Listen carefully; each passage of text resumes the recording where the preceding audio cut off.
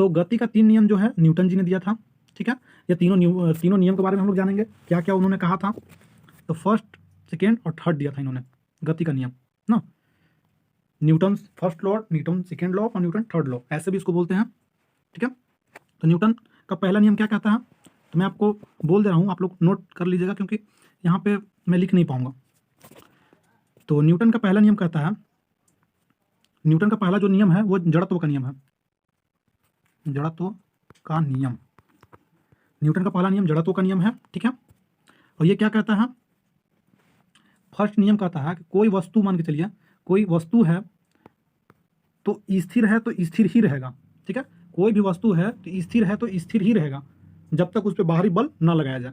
ये तो हम लोग सभी लोग जानते हैं। मान के लिए एक बुक रखा हुआ है टेबल पे, तो वो कब तक स्थिर रहेगी, जब तक उस पर बल ना लगाया जाए बाहरी। जब तक हम लोग उठाएंगे नहीं पुस्तक को तब तक हिलेगी, वो नहीं हिलेगी। जब तक उस पर बाहरी बल नहीं लगाया जाएगा तब तक कुछ नहीं होगा। इसका एक बेस्ट एग्जाम्पल है जो कि आपको बार बार पूछता है कि बस में हम लोग रहते हैं, ठीक है, और अचानक अगर बस चलने लगा अचानक, तो हम लोग जो है पीछे की ओर झुक जाते हैं। पीछे की ओर क्यों? क्योंकि यहाँ पे न्यूटन का फर्स्ट नियम लग रहा है। क्यों? हम लोग स्थिर थे, बस अचानक आगे जाने लगी तो हम लोग स्थिर होने के लिए पीछे की ओर झुक जाते हैं। तो चलिए न्यूटन का सेकंड लॉ भी हम लोग बताते हैं। न्यूटन सेकंड लॉ ये क्या था, किन्हीं को पता है? तो ये था संवेग का नियम, संवेग का नियम। थोड़ा सा अच्छा से मैं लिख नहीं पा रहा हूँ, आप लोग मैं जो बोल रहा हूँ वो सुन लीजिएगा। संवेग का नियम, ठीक है। तो मैं इसको एक्सप्लेन नहीं कर रहा हूँ क्योंकि मैं अगर एक्सप्लेन इसको करने लगूँ तो वीडियो काफ़ी लंबा हो जाएगी। तो चलिए नेक्स्ट था इनका न्यूटन थर्ड लॉ, न्यूटन का तीसरा नियम।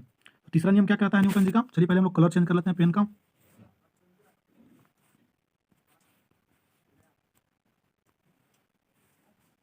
हाँ ठीक है। तो थर्ड नियम क्या कहता है, तीसरा नियम क्या कहता है न्यूटन का?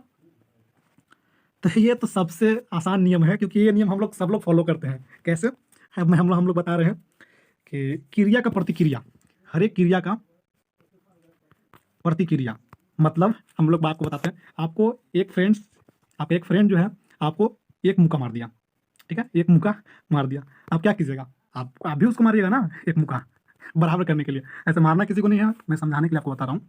या फिर आप इसे ऐसे देख सकते हो कि आप एक पत्थर बड़ा सा है, उस पर अपनी एक लात जाकर मारिए उस पर जोर से। तो आप जितना जोर से पत्थर को मारिएगा, पत्थर पे पैर पे पत्थर भी आपको उतना ही जोर से मारेगा। मतलब कहने का मतलब क्या है मेरा, कि आप किसी चीज़ पे जितना बल लगाते हो वो भी आप पे उतना ही बल लगाता है, भले ही आपका पैर कमजोर है। या फिर आप एग्जांपल ले सकते हो, इसका बहुत ही अच्छा एक एग्जांपल है।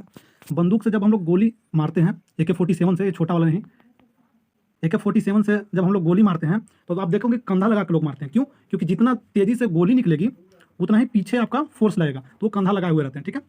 या पत्थर पे पैर मार के देख लीजिए, खैर पता चल जाएगी। तो चलिए